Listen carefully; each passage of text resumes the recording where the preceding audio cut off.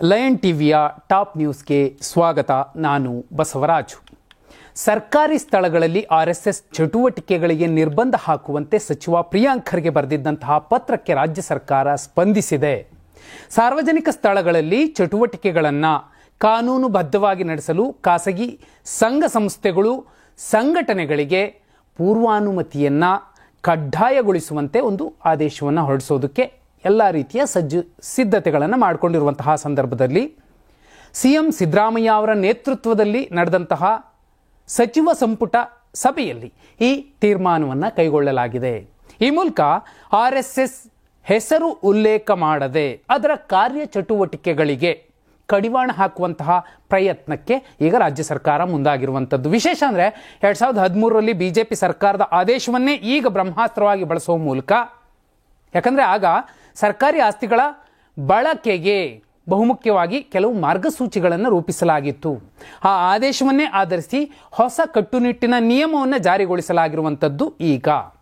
ಇನ್ನು ಕರ್ನಾಟಕದ ಕೆಲವು ರಾಜ್ಯ ಸರ್ಕಾರಿ ನೌಕರರು ಕೂಡ ರಾಷ್ಟ್ರೀಯ ಸ್ವಯಂ ಸೇವಕ ಸಂಘದ ಪಥ ಸಂಚಲನದಲ್ಲಿ ಕಾಣಿಸಿಕೊಂಡು ಗಣವೇಷಧಾರಿಗಳಾಗಿ ಫೋಟೋಗಳನ್ನು ಕೂಡ ಸೋಷಿಯಲ್ ಮೀಡಿಯಾಗಳಲ್ಲಿ ಹಂಚ್ಕೋತಿದ್ರಲ್ಲ, ಅವರೆಲ್ಲರಿಗೂ ಕೂಡ ಈಗ ಆತಂಕ ಶುರುವಾಗಿದೆ. ಯಾಕಂದರೆ ಈ ರಾಜ್ಯ ಸರ್ಕಾರದ ಸಂಪುಟದಲ್ಲಿ ಬಿರುಸಿನ ಚರ್ಚೆಗೆ ಕಾರಣವಾಗಿತ್ತು ಇಂತಹ ವಿಚಾರಗಳು, ಫೋಟೋಗಳು ಹಂಚಿಕೊಳ್ಳುವಂಥದ್ದು.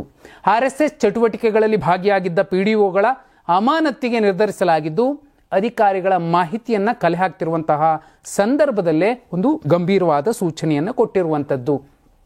ನೋಡಿ, ಒಂದು ಸಿದ್ಧಾಂತ ಎಲ್ಲಿರಬೇಕು ಅಲ್ಲಿರಬೇಕು. ಸಾಮಾಜಿಕ ವ್ಯವಸ್ಥೆಯ ಒಳಗಡೆ ಸರ್ಕಾರಿ ನೌಕರರಾಗಿದ್ದವರು ಅವರ ಸೈದ್ಧಾಂತಿಕ ವಿಚಾರಗಳನ್ನು ಕೂಡ ತಂದು ಹಾಕೋದು ತಪ್ಪಾಗುತ್ತೆ. ಒಬ್ಬ ಪ್ರಜೆ ಆದರೆ, ಸಾಮಾನ್ಯ ಪ್ರಜೆ ಆದರೆ ಆತನ ಸೈದ್ಧಾಂತಿಕ ಸಿದ್ಧಾಂತಗಳನ್ನೇ ಎಲ್ಲಿ ಬೇಕಾದರೂ ಚರ್ಚಿಸಬಹುದು. ಈಗ ನೋಡಿ, ಕೋರ್ಟಲ್ಲಿ ಕೂತ್ಕೊಂಡವರು ಇಲ್ಲಪ್ಪ ನಾನು ಎಡ ನಾನು ಬಲ ಅನ್ನೋ ಕಾರಣಕ್ಕೋಸ್ಕರ ತೀರ್ಪುಗಳನ್ನು ಕೂಡ ಕೊಡೋಕ್ಕಾಗುತ್ತಾ? ಆಗೋದಿಲ್ಲ. ಅದೇ ರೀತಿ ಒಂದು ಜವಾಬ್ದಾರಿಯುತ ಸ್ಥಾನ, ಅದು ಸರ್ಕಾರಿ ಹುದ್ದೆ ಅಂದಾಗ ಅಲ್ಲೂ ಕೂಡ ಈ ಎಚ್ಚರಿಕೆಯ ಹೆಜ್ಜೆಗಳನ್ನು ಇಡಬೇಕಾಗತ್ತೆ. ಆದರೆ ಸರ್ಕಾರದ ಈ ನೀತಿಯನ್ನು ಸಾಕಷ್ಟು ಜನ ವಿರೋಧಿಸಬಹುದು. ಆದರೆ BJP ಈ ಹಿಂದೆ ತಗೊಂಡಿದ್ದಂತಹ ಒಂದು ಕಾನೂನನ್ನೇ ಈಗ ಬ್ರಹ್ಮಾಸ್ತ್ರವಾಗಿ ಬಳಸ್ತಿರುವಂತಹ ಸಿದ್ದರಾಮಯ್ಯ ಅವರ ಸರ್ಕಾರದ ನೀತಿ ಒಪ್ಪುವಂಥದ್ದು. ಎರಡನೇ ಸುದ್ದಿ, RSS ವಿರುದ್ಧ ಹೇಳಿಕೆ ನೀಡಿದ್ದ ಸಚಿವ ಪ್ರಿಯಾಂಕ್ ಖರ್ಗೆ ವಿರುದ್ಧ ಶಾಸಕ ಬಸನಗೌಡ ಪಾಟೀಲ್ ಯತ್ನಾಳ್ ಗುಡುಗಿದ್ದಾರೆ. ಪ್ರಿಯಾಂಕ್ ಖರ್ಗೆ ಅವರೇ, ನಿಮಗೆ 100 ಕೆಲಸಗಳಿವೆ.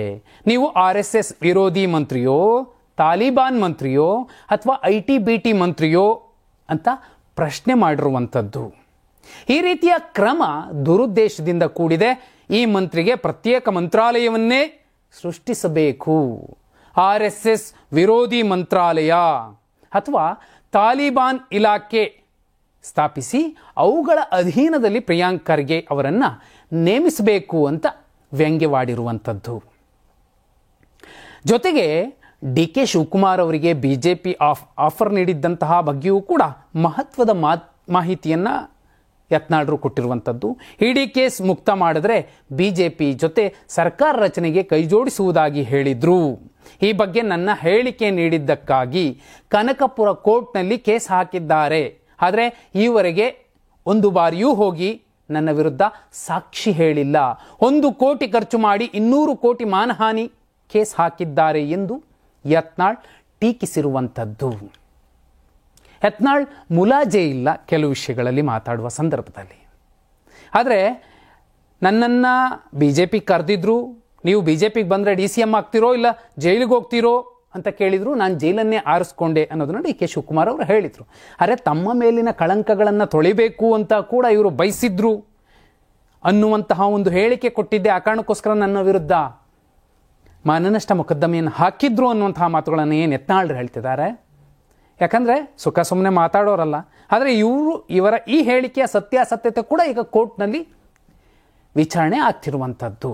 ಇನ್ನು ಮೂರನೇ ಸುದ್ದಿ, ಸಚಿವ ಪ್ರಿಯಾಂಕ್ ಖರ್ಗೆ ಅವರಿಗೆ ಕರೆ ಮಾಡಿ ಪ್ರಾಣ ಬೆದರಿಕೆ ಹಾಕಿದ್ದ ವ್ಯಕ್ತಿಯನ್ನು ಪೊಲೀಸರು ಬಂಧಿಸಿದ್ದಾರೆ. ಮಹಾರಾಷ್ಟ್ರದ ಸೊಲ್ಲಾಪುರ ಮೂಲದ ದಾನಪ್ಪ ಅಲಿಯಾಸ್ ದಾನೇಶ್ ಆ ವ್ಯಕ್ತಿ ಎಂದು ಗುರುತಿಸಲಾಗಿದ್ದು, ಬೆಂಗಳೂರು ಹಾಗೂ ಕಲಬುರ್ಗಿ ಪೊಲೀಸರ ಜಂಟಿ ಕಾರ್ಯಾಚರಣೆಯ ವೇಳೆ ಆರೋಪಿ ಲಾಕ್ ಆಗಿದ್ದಾನೆ. ಬಹುಮುಖ್ಯವಾಗಿ RSS ಬಗ್ಗೆ ಮಾತನಾಡಿದ್ದಕ್ಕೆ ಪ್ರಿಯಾಂಕ್ ಖರ್ಗೆ ಅವರಿಗೆ ಕರೆ ಮಾಡಿ ಬೆದರಿಕೆ ಹಾಕಿದ್ದಲ್ಲದೆ ಅವಾಚ್ಯ ಶಬ್ದಗಳಿಂದ ನಿಂದಿಸಿದ್ದ. ಈ ಕುರಿತು ಕಾಂಗ್ರೆಸ್ ಮುಖಂಡ ಮನೋಹರ್ ಬೆಂಗಳೂರಿನ ಸದಾಶಿವನಗರ ಪೊಲೀಸ್ ಠಾಣೆಗೆ ದೂರು ನೀಡಿದ್ರು. ಈ ದೂರಿನ ಅನ್ವಯ FIR ದಾಖಲಿಸಿಕೊಂಡಿದ್ದಂತಹ ಪೊಲೀಸರು ಕಾರ್ಯಾಚರಣೆಯನ್ನು ಶುರು ಮಾಡಿದ್ರು. ಅಷ್ಟೇ ಅಲ್ಲ, ಆರೋಪಿ ದಾನಪ್ಪನನ್ನ ಲಾತೂರ್ನಿಂದ ಬಂಧಿಸಿಕೊಂಡು ಈಗ ರಾತ್ರಿಯ ಹೊತ್ತಿಗೆ ಸದಾಶಿವನಗರ ಠಾಣೆಗೆ ಕರೆತರುವಂತಹ ಸಾಧ್ಯತೆಗಳು ಇದೆ. ನೋಡಿ, ಇದೆ ಮತ್ತೆ ಸಿದ್ಧಾಂತಗಳನ್ನು ಎಲ್ಲರೂ ಕೂಡ ಮಾತಾಡ್ತಾರೆ, ಆದರೆ ಯಾರದ್ದೋ ಪ್ರೇರಣೆಗೆ ಮತ್ತೇನನ್ನೋ ಮಾಡೋಕ್ಕೋಗಿ ಈ ಥರ ತಗಲಾಕ್ಕೊಂಡ್ರೆ ಅವ್ರಿಗೊಂದು ಕುಟುಂಬ ಇರುತ್ತೆ. ಯಾವುದೋ ಒಂದು ಪ್ರೊವೋಕಿಂಗಲ್ಲಿ ಅವರು ಮಾತಾಡಿದ್ದ ಕಾರಣಕ್ಕೋಸ್ಕರ ಇವತ್ತು ಲಾತೂರ್ಗೆ ಶಿಕ್ಷೆ ಆಗುತ್ತೆ. ನೋ ಡೌಟ್, ಒಂದು ಕಾನೂನಿನ ಕ್ರಮ ಅಂತೂ ಕೈಗೊಳ್ತಾರೆ. ಆದರೆ ಪ್ರಾಣ ಬೆದರಿಕೆ ಹಾಕುವಂಥದ್ದು, ಸೈದ್ಧಾಂತಿಕ ಭಿನ್ನಾಭಿಪ್ರಾಯಗಳು ಏನೇ ಇರಬಹುದು, ಅದು ಎಷ್ಟರ ಮಟ್ಟಿಗೆ ಇರಬೇಕು ಅಷ್ಟೇ, ಅದು ಆರೋಗ್ಯಪೂರ್ಣವಾಗಿರಬೇಕು. ಯಾಕಂದರೆ ಎಲ್ಲವನ್ನೂ ಸರಿ ಎಲ್ಲವನ್ನೂ ತಪ್ಪು ಅಂತ ಒಪ್ಪುವಂಥದ್ದು ಸರಿಯಲ್ಲ. 4ನೇ ಸುದ್ದಿ, DK ಶಿವಕುಮಾರ್ ಹಿಂದೊಮ್ಮೆ BJPಯ ಬಾಗಿಲು ತಟ್ಟಿದ್ರು ಎನ್ನುವುದು BJಪಿಗರ ಮಾತು ಹಾಗೂ ಆರೋಪ. ಕೆಲ ದಿನಗಳ ಹಿಂದೆ ಶಾಸಕ ಯತ್ನಾಳ್ ಕೂಡ ಈ ಬಗ್ಗೆ ಹೇಳಿದ್ರು. DK ಶಿವಕುಮಾರ್ ಅವರಿಗೆ ಶಾಸಕರ ಬೆಂಬಲ ಇದ್ದಿದ್ದರೆ BJಪಿಗೆ ಸ್ವಾಗತ ಮಾಡಲಾಗ್ತಿತ್ತು ಅನ್ನುವಂತಹ ಹೇಳಿಕೆಯನ್ನು ಕೊಟ್ಟಿದ್ರು. ಇಂಥದ್ದೊಂದು ಪ್ರಯತ್ನ ಈಗಿನದ್ದಲ್ಲ, 2019ರಲ್ಲಿ ಕಾಂಗ್ರೆಸ್ JDS ಸಮ್ಮಿಶ್ರ ಸರ್ಕಾರದ ಅವಧಿಯಲ್ಲಿಯೇ DK ಶಿವಕುಮಾರ್ ಅವರನ್ನು BJಪಿಗೆ ಸೆಳೆಯುವ ಪ್ರಯತ್ನಗಳಾಗಿದ್ವು ಎಂಬುದೀಗ ಗೊತ್ತಾಗಿದೆ. ಇದನ್ನ ಖುದ್ದು DK ಶಿವಕುಮಾರ್ ಅವರೇ ಬಹಿರಂಗಪಡಿಸಿದ್ದಾರೆ. DCM DK ಶಿವಕುಮಾರ್ ಜೀವನದ ಪಯಣದ ಕುರಿತ A symbol of loyalty DK Shivakumar ಅನ್ನುವಂತಹ ಪುಸ್ತಕ ಬಿಡುಗಡೆಯ ಸಮಾರಂಭದಲ್ಲಿ DK ಶಿವಕುಮಾರ್ ಅವರು ಸ್ಫೋಟಕ ಹೇಳಿಕೆಯನ್ನು ಕೊಟ್ಟಿರುವಂಥದ್ದು. ನನಗೆ ದೆಹಲಿಯಿಂದ ಫೋನ್ ಬಂದಿತ್ತು. ಇನ್ಕಮ್ ಟ್ಯಾಕ್ಸ್ ಆಡಿಟರ್ನಿಂದ ಫೋನ್ ಮಾಡಿ ಮಾತಾಡಿಸಿದ್ರು. ಅಲ್ಲಿ ಒಬ್ಬ DG ಸಹ ಇದ್ದ, ಅವನು ಮಾತಾಡ್ತಿದ್ದ. DCM ಆಗ್ತೀರಾ ಅಥವಾ ಜೈಲಿಗೆ ಹೋಗ್ತೀರಾ, ಎರಡರಲ್ಲಿ ಒಂದು ಆಯ್ಕೆ ಮಾಡಿಕೊಳ್ಳಿ ಅಂತ ಹೇಳಿದ್ದ. ಜೊತೆಗಿದ್ದ ಶಾಸಕರನ್ನ ವಾಪಸ್ ಕಳುಹಿಸಲು ಹೇಳಿದ್ರು. ಆದರೆ ನಾನು ಪಕ್ಷ ನಿಷ್ಠೆಗಾಗಿ DCM ಬೇಡ ಎಂದು ಜೈಲುವಾಸವನ್ನೇ ಆಯ್ಕೆ ಮಾಡಿಕೊಂಡಿದ್ದೆ ಅನ್ನುವಂತಹ ಒಂದು ಸತ್ಯ ಬಿಚ್ಚಿಟ್ಟಿರುವಂಥದ್ದು. ಹಲವು ಸಂದರ್ಭಗಳಲ್ಲಿ DK ಶಿವಕುಮಾರ್ ಅವರು ನಾನು ಹುಟ್ಟ ಕಾಂಗ್ರೆಸ್ಸಿಗ ಅಂತ ಹೇಳ್ತಿರ್ತಾರೆ. ಇಲ್ಲೂ ಕೂಡ ನಾನು ಜೈಲನ್ನೇ ಒಪ್ಪಿಕೊಂಡೆ ಅನ್ನೋ ಮೂಲಕ ಎಲ್ಲೋ ಒಂದು ಕಡೆ ವಿಕ್ಟಿಮ್ ಕಾರ್ಡನ್ನು ಪ್ಲೇ ಮಾಡ್ತಿರಬಹುದು. ಆದರೆ ಇದಕ್ಕೆ ಪೂರಕವಾಗಿ ಒಂದು ವಿಚಾರ ನೀವು ನೆನಪಿಸ್ಕೋಬೇಕು. ಇತ್ತೀಚೆಗೆ ಬಿಡದಿ ಟೌನ್ಶಿಪ್ ಯೋಜನೆಯನ್ನು ವಿರೋಧಿಸಿ JDS ಮತ್ತು ರೈತರ ಒಟ್ಟಿಗೆ ನಿಖಿಲ್ ಕುಮಾರಸ್ವಾಮಿ ಅವರು ಪ್ರೊಟೆಸ್ಟ್ ಮಾಡ್ತಿದ್ರು. ಆ ಸಂದರ್ಭದಲ್ಲಿ ಒಂದು ವಿಡಿಯೋ ಮೆಸೇಜ್ ಕೊಟ್ಟಿದ್ರು ಕುಮಾರಸ್ವಾಮಿ ಅವರು. ಅದರಲ್ಲಿ ಹೇಳಿದ್ರು, ನನ್ನ ಮತ್ತು ನನ್ನ ಕುಟುಂಬವನ್ನು, ನನ್ನ ಪಕ್ಷವನ್ನು ಮುಗಿಸೋ ಪ್ರಯತ್ನಗಳನ್ನು ಮಾಡ್ತಿದ್ದಾರೆ DK ಶಿವಕುಮಾರ್ ಅವರು ಆದಷ್ಟು ಬೇಗ ಜೈಲಿಗೆ ಹೋಗುವ ಸಾಧ್ಯತೆಗಳಿವೆ ಅನ್ನೋ ಮಾತನ್ನು ಹೇಳಿದರು. ಆ ಮಾತಿಗೂ ಇವತ್ತಿನ ಮಾತಿಗೂ ಒಂದಷ್ಟು ಸಾಮ್ಯತೆಗಳಿದ್ದಂತೆ ಕಾಣ್ತಿದೆ. ಯಾಕಂದರೆ ಅದೊಂದು ಕಳಂಕದ ಕಾರಣಕ್ಕೆ ಅತ್ಯುನ್ನತ ಪಟ್ಟ ಸಿಗ್ತಿಲ್ಲ ಅನ್ನುವಂತಹ ಕೊರಗು ಕೂಡ DK ಶಿವಕುಮಾರ್ ಅವರಿಗೆ ಎದ್ದಿರಬಹುದು. ಆ ಕಾರಣಕ್ಕೋಸ್ಕರನೇ ಇಂಥದ್ದೊಂದು ಹೇಳಿಕೆಯನ್ನು ಕೊಟ್ಟಿದ್ದಾರೆ ಅನ್ನುವಂತಹ ಭಿನ್ನವಾದ ಒಂದು ವಿಶ್ಲೇಷಣೆ ನಡೀತಿರುವಂಥದ್ದು. ಇನ್ನು 5ನೇ ಸುದ್ದಿ, BJP ಆಫರ್ ಬಗ್ಗೆ ಹೇಳಿದ್ದ DKಶಿಗೆ ಕುಮಾರಸ್ವಾಮಿ ಅವರು ಕೌಂಟರ್ ಕೊಟ್ಟಿದ್ದಾರೆ. ನನಗೂ CM ಸ್ಥಾನದ ಆಫರ್ ಬಂದಿತ್ತು ಅಂತ ಹೇಳಿದ್ದಾರೆ. DK ಶಿವಕುಮಾರ್ ಅವರ ಕುರಿತ ಮಾಧ್ಯಮಗಳ ಪ್ರಶ್ನೆಗೆ HD ಕುಮಾರಸ್ವಾಮಿ ಅವರು ಪ್ರತಿಕ್ರಿಯಿಸಿದ್ದು, ನನಗೂ CM ಆಗುವ ಆಫರ್ ಬಂದಿದ್ದ ಬಗ್ಗೆ ಹೇಳಿಕೊಂಡಿದ್ದಾರೆ. ನನಗೆ ಮುಖ್ಯಮಂತ್ರಿ ಸ್ಥಾನದ ಆಫರ್ ಇತ್ತು, ಆಗ ನಾನು ಕಾಂಗ್ರೆಸ್ ಅವರನ್ನು ಬಿಟ್ಟು ಹೋದ್ನಾ, ನನಗೆ CM ಸ್ಥಾನ ಕೊಟ್ಟಿದ್ದನ್ನೇ ಬೇಡ ಅಂದೆ, ಆಗ ಒಪ್ಪಿಕೊಂಡಿದ್ರೆ ಈಗಲೂ ನಾನೇ ಮುಖ್ಯಮಂತ್ರಿ ಆಗಿರುತ್ತಿದ್ದೆ ಎಂದು ಹೇಳಿದ್ದಾರೆ. ಇದೇ ವಿಚಾರವಾಗಿ ಅಶೋಕ್ ಪ್ರತಿಕ್ರಿಯಿಸಿದ್ದು, ಮೊದಲು ಯಾವ ಬಸ್ ಹತ್ತಬೇಕು ಅನ್ನೋದನ್ನ DK ಶಿವಕುಮಾರ್ ತೀರ್ಮಾನಿಸಲಿ, ಆಮೇಲೆ ಟಿಕೆಟ್ ಕೊಡೋದೋ ಬೇಡವೋ ಅನ್ನೋದನ್ನ ಕಂಡಕ್ಟರ್ ನಿರ್ಧರಿಸ್ತಾರೆ. ನವೆಂಬರ್ ಕ್ರಾಂತಿ ಕಾರಣ ಹಲವು ವಿಷಯಗಳನ್ನು ಹರಿಬಿಡೆಯಲಾಗ್ತಿದೆ. ಆಫರ್ ಬಂದಿದೆ ಅಂದರೆ ಅವರು ಲೈನ್ನಲ್ಲಿ ಇದ್ದಾರೆ ಎಂದರ್ಥ. DK ಶಿವಕುಮಾರ್ ಅವರನ್ನು ಅಷ್ಟು ಸುಲಭವಾಗಿ ಅಳೆಯಲು ಸಾಧ್ಯವಿಲ್ಲ. ಒಂದು ಕಲ್ಲಲ್ಲಿ 2 ಹಕ್ಕಿಗಳನ್ನು ಹೊಡೆಯುವಂತಹ ಪ್ರಯತ್ನವನ್ನು ಅವರು ಮಾಡ್ತಿದ್ದಾರೆ ಅನ್ನೋದನ್ನು ಅಶೋಕ್ ಅವರು ವಿಪಕ್ಷ ನಾಯಕರು ಹೇಳಿರುವಂಥದ್ದು. ನೋ ಡೌಟ್ ಕುಮಾರಸ್ವಾಮಿಯವರ ವಾದಕ್ಕೂ ಅಶೋಕ್ ಅವರ ವಾದಕ್ಕೂ ಒಂದಷ್ಟು ವ್ಯತ್ಯಾಸಗಳಿದ್ದಾವೆ. ಅಶೋಕ್ ಅವರು ಕೇವಲ ರಾಜಕಾರಣದ ಮಾತುಗಳನ್ನು ಹೇಳ್ತಿದ್ದಾರೆ. ಯಾಕಂದರೆ ಅವರು JDS ಜೊತೆಲೂ ಚೆನ್ನಾಗಿದ್ದಾರೆ, ಕಾಂಗ್ರೆಸ್ ಜೊತೆಲೂ ಚೆನ್ನಾಗಿದ್ದಾರೆ. ಆದರೆ JDS ನಾಯಕರು, ಅದರಲ್ಲಿ ಕೇಂದ್ರ ಸಚಿವ ಕುಮಾರಸ್ವಾಮಿಯವರು ಮತ್ತು DCM KPCC ಅಧ್ಯಕ್ಷ DK ಶಿವಕುಮಾರ್ ಅವರು ಗಳಸ್ಯ ಕಂಠಸ್ಯ ಇವರ ರೀತಿ ಅಲ್ಲ. ಸಿದ್ದರಾಮಯ್ಯ ಅವರು ನನ್ನ ರಾಜಕೀಯ ಎದುರಾಳಿ ಅಂತ DK ಶಿವಕುಮಾರ್ ಅವರು ಎಂದಿಗೂ ಕೂಡ ಲೆಕ್ಕ ಹಾಕಿರೋದಿಲ್ಲ. ಬದಲಾಗಿ ಕುಮಾರಸ್ವಾಮಿಯವರು ಕೂಡ ನನ್ನ ಎದುರಾಳಿ, ರಾಜಕೀಯ ಎದುರಾಳಿ ಸಿದ್ದರಾಮಯ್ಯ ಅಲ್ಲ, ಅದು DK ಶಿವಕುಮಾರ್ ಅಂದ್ಕೊಂಡಿರಬಹುದು. ಅದೇ ರೀತಿ ನನ್ನ ಎದುರಾಳಿ ಸಿದ್ದರಾಮಯ್ಯ ಅಲ್ಲ, ಅದು ಕುಮಾರಸ್ವಾಮಿ ಅಂತ DK ಶಿವಕುಮಾರ್ ಕೂಡ ಭಾವಿಸಿರ್ತಾರೆ. ಆ ಕಾರಣಕ್ಕೋಸ್ಕರನೇ ಜೈಲು ಅಧ್ಯಾಯದ ಚರ್ಚೆಗಳು ನಡೀತಿರಬಹುದು. ಇನ್ನು 6ನೇ ಸುದ್ದಿ, ಪ್ರತಿದಿನ ಆಹಾರ ಇಲ್ಲದೆ ಸಾವಿರಾರು ಮಂದಿ ಸಾಯ್ತಿದ್ದಾರೆ. ಇಂಥದ್ದೊಂದು ಮಾತನ್ನ CM ಸಿದ್ದರಾಮಯ್ಯ ಅವರು ಹೇಳಿರುವಂಥದ್ದು. ಕಾಳಸಂತೆಯಲ್ಲಿ ಪಡಿತರ ಅಕ್ಕಿ ಮಾರಾಟಕ್ಕೆ ಕೆಂಡಾಮಂಡಲರಾಗಿದ್ದಾರೆ. ಜೊತೆಗೆ ದೇಶದಲ್ಲಿ ಪ್ರತಿದಿನ ಆಹಾರ ಇಲ್ಲದೆ ಎಷ್ಟೋ ಮಂದಿ ಸಾಯ್ತಿದ್ದಾರೆ ಅಂತ ಅಂಕಿಅಂಶಗಳ ಸಮೇತ ಲೆಕ್ಕ ಕೊಟ್ಟಿದ್ದಾರೆ. ಪ್ರತಿದಿನ 19,700 ಮಂದಿ ಆಹಾರದ ಕೊರತೆಯಿಂದ ಸಾಯ್ತಿದ್ದಾರೆ. ಜಗತ್ತಿನಲ್ಲಿ ಪ್ರತಿ 4 ಸೆಕೆಂಡ್ಗೆ ಒಬ್ಬ ವ್ಯಕ್ತಿ ಹಸಿವಿನಿಂದ ಸಾವನ್ನಪ್ಪುತ್ತಿದ್ದಾನೆ. ಜನರಿಗೆ ಆಹಾರ ಬೇಕು, ಗಾಳಿ ಮಣ್ಣು ತಿಂದು ಬದುಕೋಕ್ಕಾಗೋದಿಲ್ಲ. ಕಾಳಸಂತೆಯಲ್ಲಿ ಅಕ್ಕಿ ಮಾರಾಟ ಮಾಡುವವರ ವಿರುದ್ಧ ಕಠಿಣ ಕ್ರಮ ಕೈಗೊಳ್ಳಲಾಗುತ್ತದೆ ಅನ್ನುವಂತಹ ಒಂದು ಮಾತನ್ನು ಹೇಳಿರುವಂಥದ್ದು. ಇದನ್ನು ಹೆದರಿಸಲು ಹೇಳ್ತಿಲ್ಲ, ಇದೊಂದು ದಿಟ್ಟ ಕ್ರಮ. ಆಹಾರ ಎಲ್ಲರಿಗೂ ಲಭ್ಯವಾಗಬೇಕೆಂಬುದೇ ಸರ್ಕಾರದ ಗುರಿ. ಸಣ್ಣ ಹಿಡುವಳಿದಾರರನ್ನು ರಕ್ಷಿಸುವುದು ಸರ್ಕಾರದ ಕರ್ತವ್ಯ. ಹೀಗಂತ ಬೆಂಗಳೂರಿನಲ್ಲಿ ನಡೆದಂತಹ ವಿಶ್ವ ಆಹಾರ ದಿನ ಕಾರ್ಯಕ್ರಮದಲ್ಲಿ CM ಸಿದ್ದರಾಮಯ್ಯ ಅವರು ಹೇಳಿರುವಂಥದ್ದು. ಮನುಷ್ಯನಿಗೆ ಆಸೆ ಇರಬೇಕು, ಆದರೆ ದುರಾಸೆ ಇರಬಾರ್ದು. ಆಹಾರ ವ್ಯರ್ಥ ಮಾಡುವುದು ಪಾಪದ ಕೆಲಸ. ಹೋಟೆಲ್ಗಳಲ್ಲಿ ಮತ್ತು ಮದುವೆ ಮನೆಗಳಲ್ಲಿ, ಶುಭ ಸಮಾರಂಭಗಳಲ್ಲಿ ಆಹಾರ ವ್ಯರ್ಥವಾಗುವುದನ್ನು ಸಿದ್ದರಾಮಯ್ಯ ಅವರು ಖಂಡಿಸಿದ್ದಾರೆ. 7ನೇ ಸುದ್ದಿ, ನಟಿ ರಮ್ಯಾ ಅವರಿಗೆ ಸೋಷಿಯಲ್ ಮೀಡಿಯಾದಲ್ಲಿ ಅಶ್ಲೀಲ ಕಮೆಂಟ್ ಹಾಕಿದ್ದ ದರ್ಶನ್ ಅಭಿಮಾನಿಗಳ ಮೇಲೆ CCB ಸೈಬರ್ ಪೊಲೀಸರು ಚಾರ್ಜ್ ಶೀಟ್ ಸಲ್ಲಿಕೆ ಮಾಡಿದ್ದಾರೆ. 11 ಆರೋಪಿಗಳ ಮೇಲೆ ಸುಮಾರು 380 ಪುಟಗಳ ಸುದೀರ್ಘ ಚಾರ್ಜ್ ಶೀಟ್ ಸಲ್ಲಿಕೆ ಮಾಡಲಾಗಿದೆ.